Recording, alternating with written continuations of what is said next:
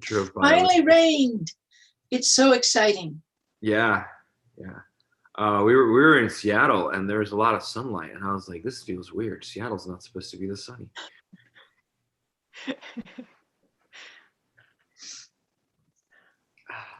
Anyway, yeah, time. It's I'll get us started.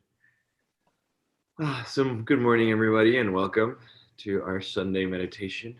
My name is Paulo, and I will be leading you through a simple meditation. Before we get into that, let's talk a little bit about what meditation is. Right, this is a loaded word, at least in my experience, in my mind. It's used in many ways. In particular, in Sanskrit, we call this shamatha or shinye in Tibetan, what we'll be doing. And it translates loosely to calm abiding, which is still a little bit vague if I really think about it. So what it really means is that we're learning to point our attention and minds towards an object of our choosing and training and focusing in that for a prolonged period of time. Now, this term prolonged period of time is kind of the ideal or the aim that we're going for when thinking about what we're doing with that object. But the reality is that we have thoughts, and those thoughts come up a lot because we have minds and we're human, and this is normal and it's okay. So you're going to get distracted from whatever object you're meditating on. And, the practice itself, shinye shamatha calm abiding meditation, is to learn how to gently guide your mind and your attention back to that object, right? And it's just a practice of doing that over and over again. In particular for us, the main focus of our practice is going to be with our breathing. The breath is this really nice thing that connects us to our bodies, right? Like if we pay attention to our breath and we ride the breath in with our attention, we're able to enter our bodies and be here and now. The beautiful thing about having a human body when it comes to practicing meditation is that the human body is always here and now. Our minds could be in Japan, in 16th century Europe, whatever they want to be, in what we're going to do tomorrow, but our bodies are always here and now. So by using our breath to access our bodies, we're able to access the here and now through this meditation. So we're going to be paying attention to our breath. And interspersely, about 3 times throughout the meditation, I'm going to start chanting the syllable hung. And we're going to try to pay attention to now an active sound. Technically, it's still the breath, right? I mean, our voice is our breath. So we're still the breath, but we're adding a little bit layer of complication to the breath by just chanting the sound home, right? And I'd encourage everybody, if you feel comfortable, to unmute yourself when we're doing that, so that we can all join together. That would be really nice. Now, what's the point of all of this? Okay, so we're paying attention to an object. We're learning how to come back to an object. Like why is that a good thing, or why do we even want to do that in the first place? We're so distracted, right? I mean, so much of our lives in the 21st century, and probably always as humans, is our mind is ruminating, whether it is, reaching out to like, well, what am I going to do tomorrow, or what am I going to eat after this meditation session, or oh man, I said that to this person yesterday, and like, oh, did I say it the right way? Like, am I obsessing about the past, or should I have done it this way or that way? Like we're being pushed and pulled, and that's just baseline push and pull internally. Then there's social media, our emails, our phones, whatever it is that your flavor of 21st century distraction is. People are literally being paid to try to catch our attention and pull us into this or that direction, whether it's to buy something or to eat something. They methodically think about what if I painted this color and that color, what if I say it this way instead of that way, to try to encourage our attentions to go here and there, right? So what better gift can we give ourselves than to learn how to manage our own attention, right? Uh, I think I say this all the time. Is the world that we live in is crazy and probably has always been crazy. And there's all these things that we could get angry about or react from a negative emotion standpoint. Negative emotions being emotions that are not wholesome or positive for ourselves. And it's very easy to get carried away. But at the end of the day, the only thing we can control about everything that's going on around us is how we react. And the only real way that we're able to control how we react is if we're paying attention to what's going on with ourselves, right?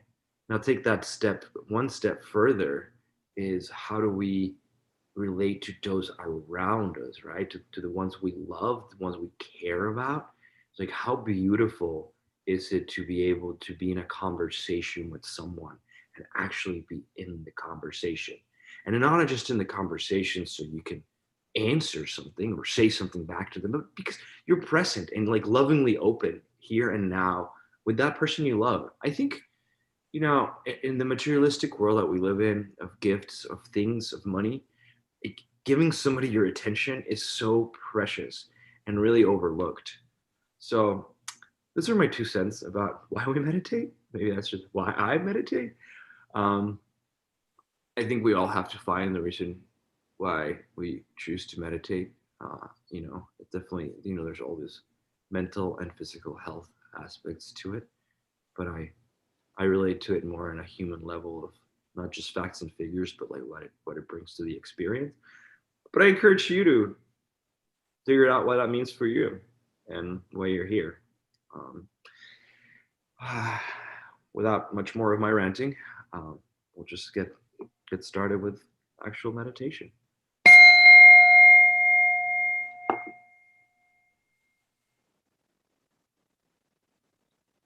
So allow yourself to arrive here now in your body.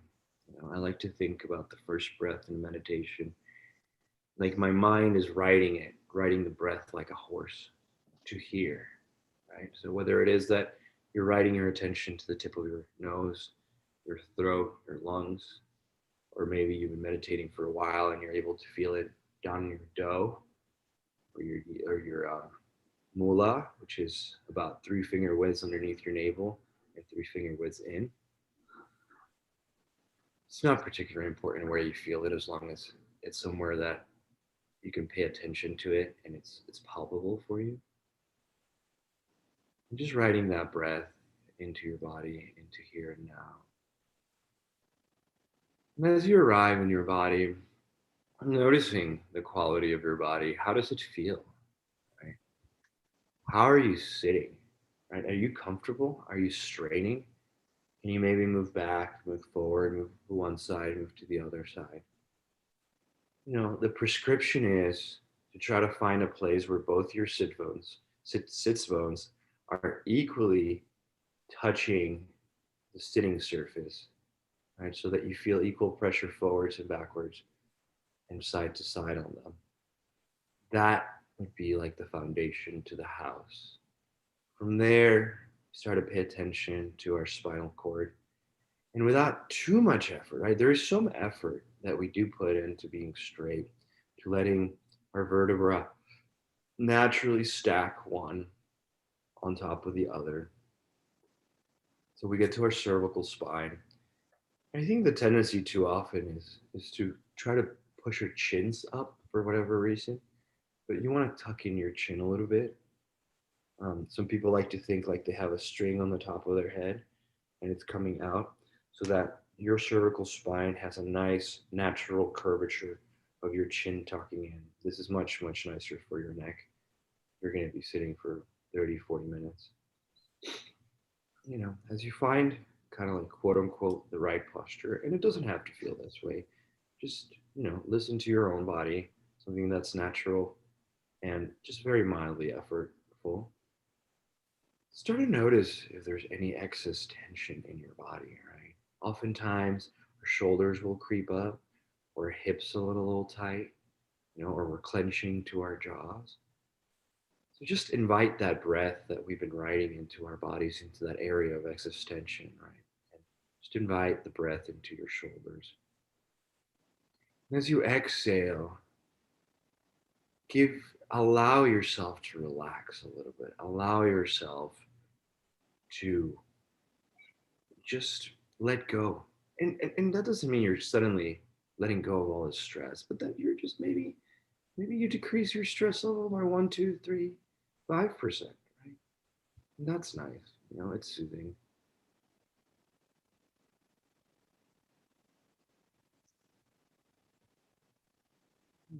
And as you find that place and you're kind of a little bit more relaxed, just pay attention to the breath.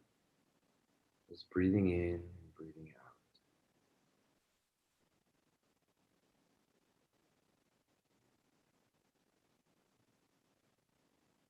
Maybe feeling like your mind is racing a little too much. Maybe taking an extra long breath out and kind of just imagining that your thoughts are going out and they're coming down so that you're able to be a little bit more calm. Conversely, if you're a little sleepy, it's still technically Sunday morning. Maybe imagining that as you breathe in lightness and just energy into your body, and that peps you up a little bit. It wakes you up.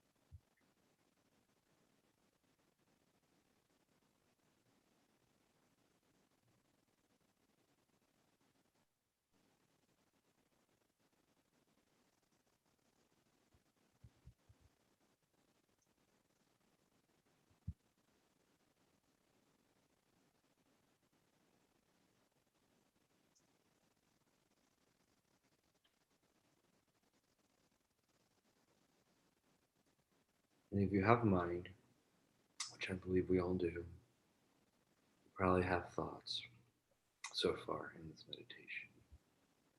And that's okay. There's no reason to fight them. There's no reason to think there's something wrong with them. That's part of the deal of having mind and being aware. The thoughts do arise and they do exist. And they come up and we notice them and we touch them gently. And we allow our attention to come back to the breath without fighting them, without struggling with them or trying to repress them or suppress them. Just allowing them to arise and go away. All while we're paying attention to the in breath, to our bodies, to the here and now.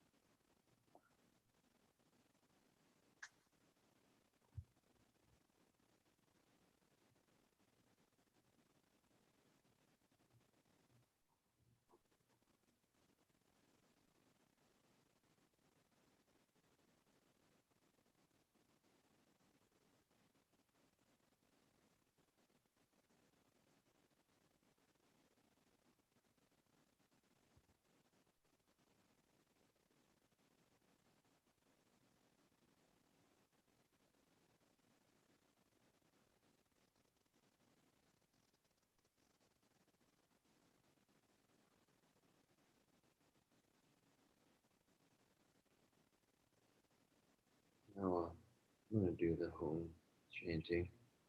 And if you feel comfortable, I'd like to encourage you to unmute yourself and join along.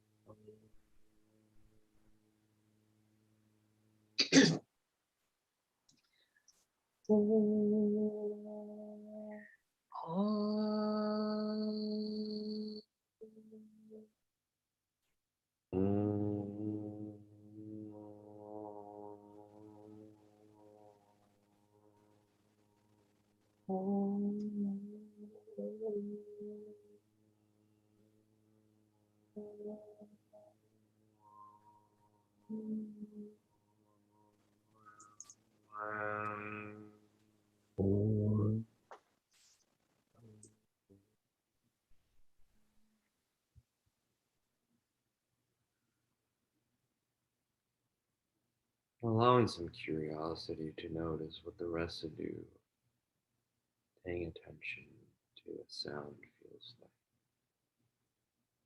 like. No judgment of good, bad, or this and that. Just curiosity.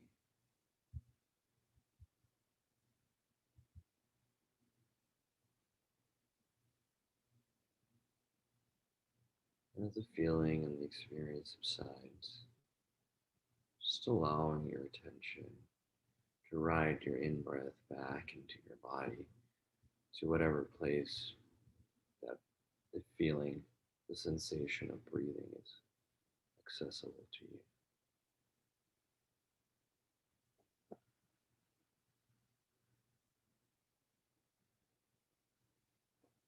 Now, when we're using our breaths for meditation,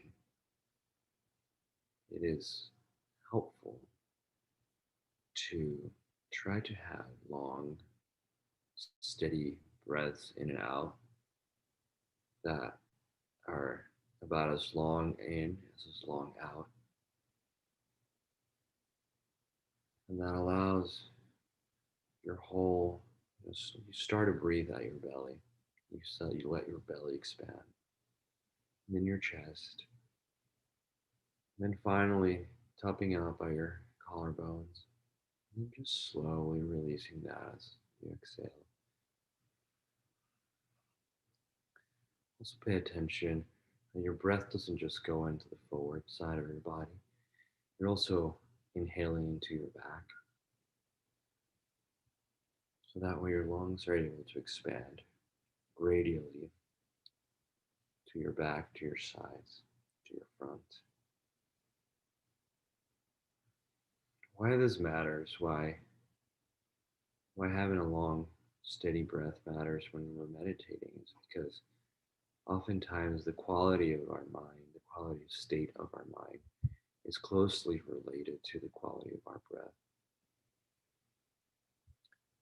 In the yogic traditions of India and Tibet and much of Southeast Asia, there's a metaphor, symbolism that says that breath is the horse that the mind or the attention rides. So if that horse of breath can be smooth and steady, it allows for steadiness of attention and smoothness of thought.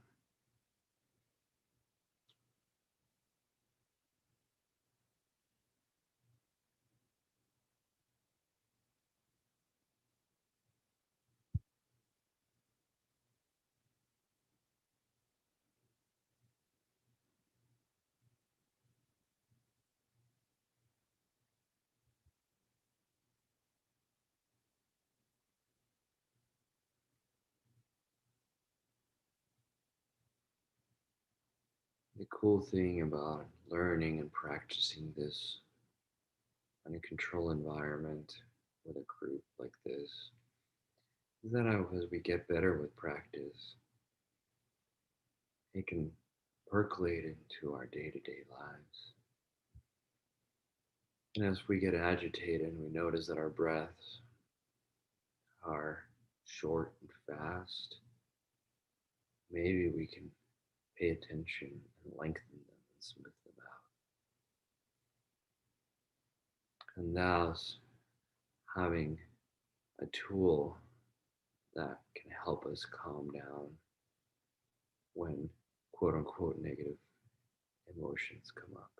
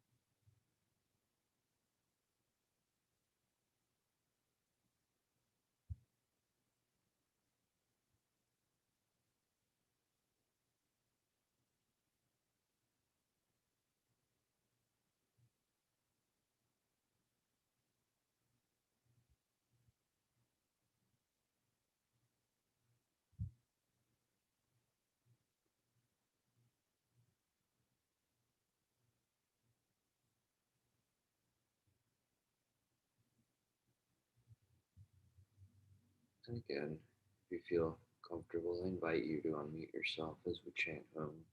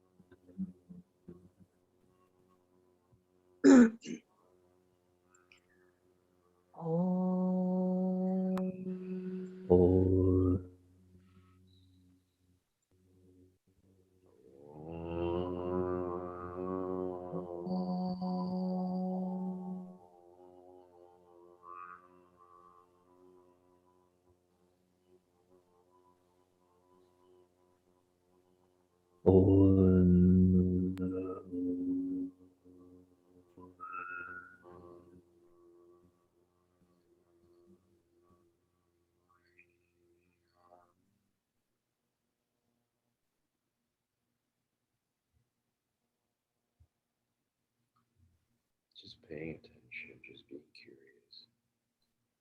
The sensations in your body, the quality of your mind. Maybe that means that you feel no difference. It's the same. Maybe there's a subtle change. That doesn't really matter. We're just paying attention.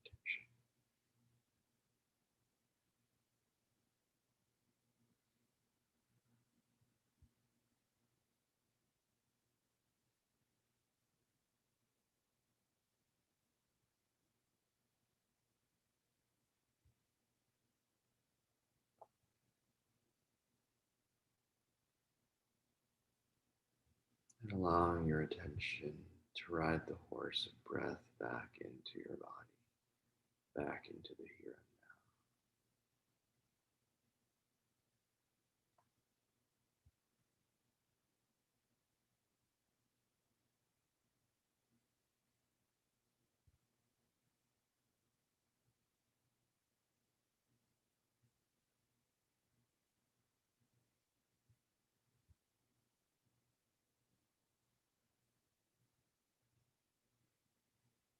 And maybe noticing if some excess tension has crept up into your body throughout the meditation to the last 20 minutes.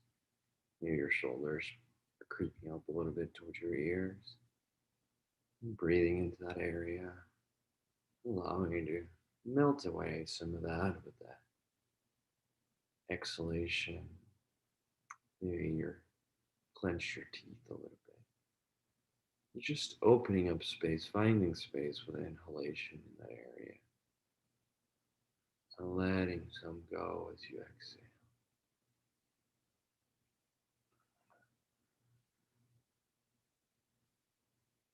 And if any of these techniques are compelling to you today, just make a mental note that you can take them with.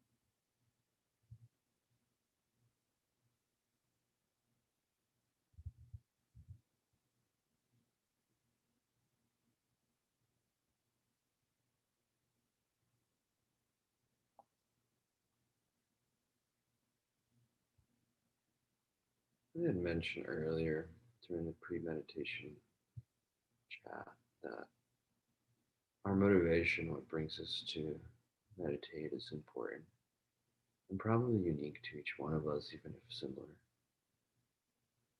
Meditate motivation in general in life is, I think, something that is often overlooked, and many goals can be missed if we're not in tune with why we do something, what drives us to do this or that. So at this point, I'd like to invite you just to gently consider why meditate. What brings you to the cushion or the chair, or just your breath. What keeps you coming back? What it's your first time? What piqued your interest about it? There's no right answers. There's no wrong answers. It's always good to know why for ourselves we do what we do.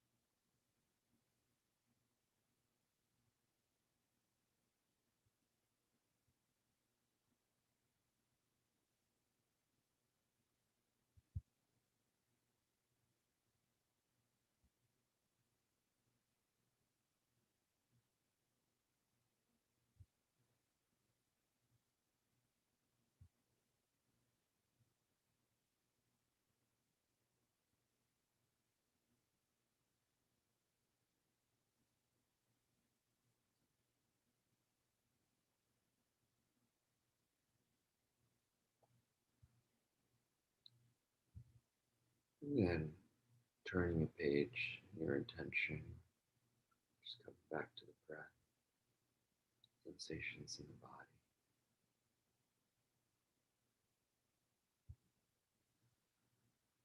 This precious human body that allows us to practice, that allows us to be here.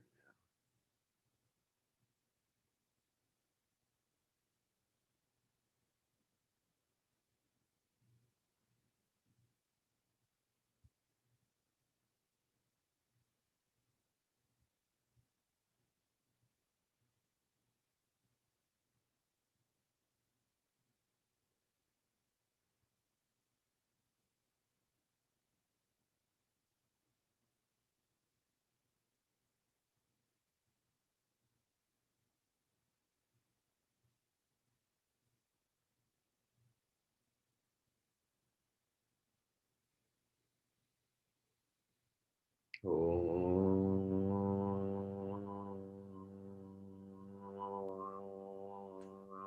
Om.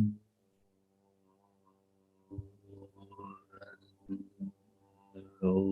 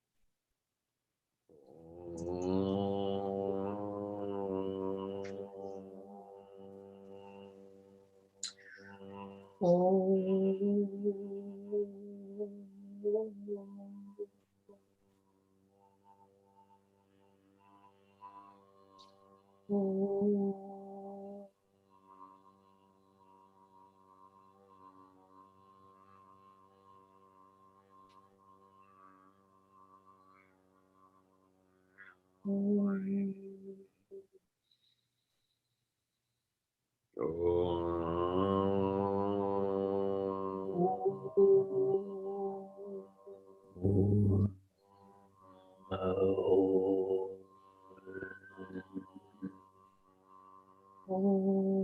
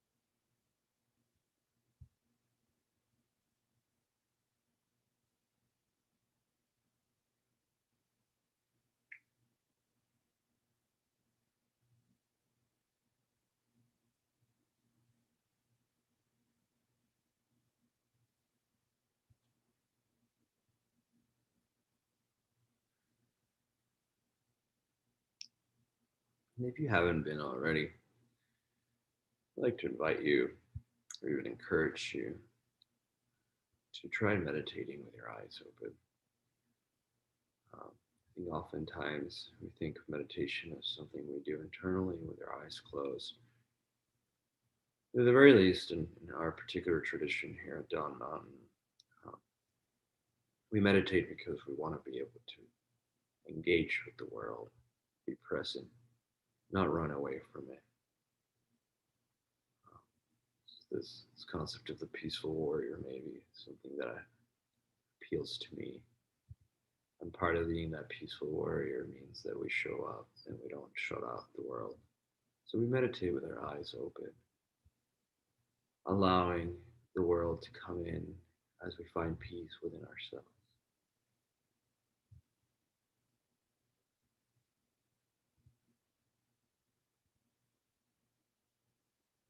Or at least try to find peace within ourselves.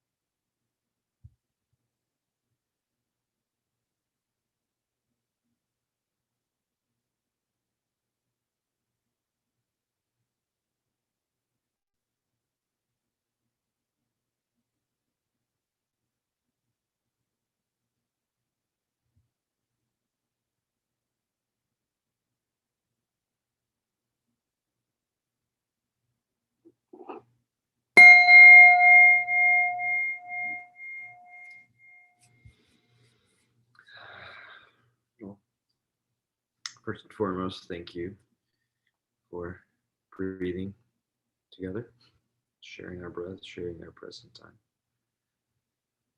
Um, we can dedicate our merit now. By this good may I swiftly once become a great guru, lead all beings, everyone, to reach to that very ground.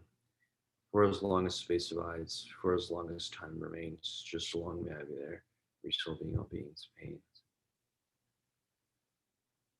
Um, um, we're gonna, you can put in names into the chat if we want to dedicate the merit to someone in particular. Um, this for those who are unfamiliar with it, or maybe well, I think everybody on Zoom is familiar with this, but if anybody is in our YouTube channel watching us, at the end of our practice, we like to dedicate our merits really to all sentient beings.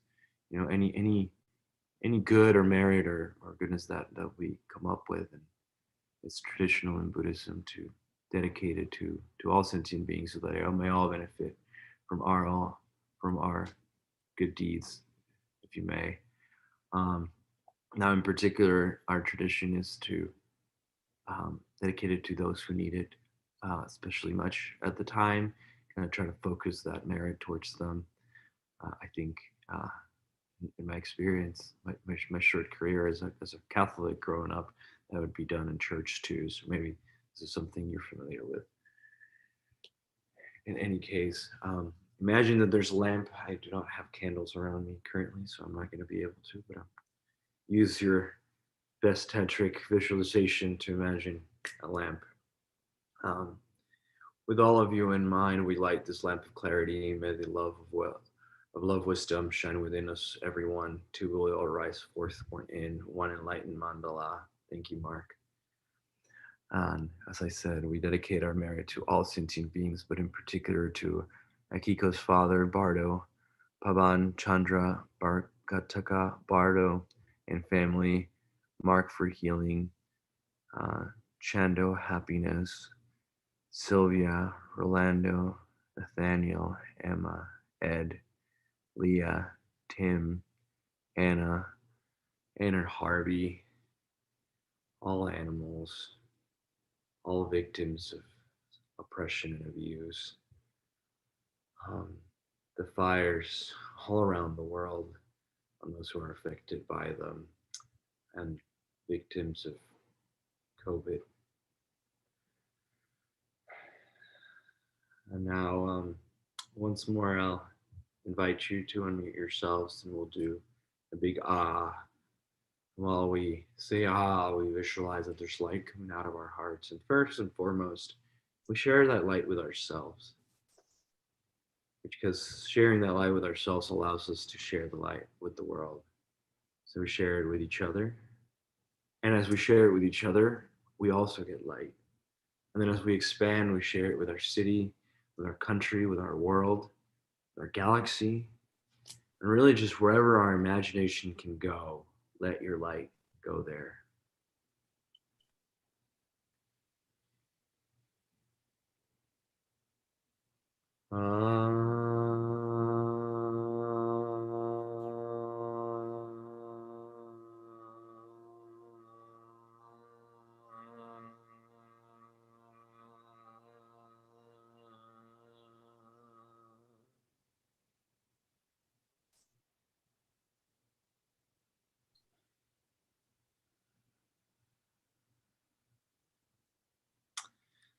Again, thank you for joining us today. And I'm going to turn the mic over to Emily for any announcements. Yes, thank you. So as many of you know, our full cycle, our Dzogchen cycles, we have the Embodying the Elements retreat coming up. This is a great time to jump into Dzogchen if you haven't before. And if you're part of our full cycles, this Embodying the Elements retreat will tie into our February Dakini retreat. That's October 1st through the 3rd. On Saturday, October 9th, we'll have follow-up meetings and major meetings for those of you in full cycles. And we have a new event coming up October 10th. It's a one-time donation-based event. Nyoke Kane Barrett, a fully lived Dharma life. The email announcing this event will come out soon. It's from 3 to 4:30, and Nyoke Kane Barrett Shonin will share with us how she became one of the first Western women, let alone a woman of African and Japanese descent, to become an ordained Nichiren priest. Yeah, so keep your eye open for an email about that. And that's it.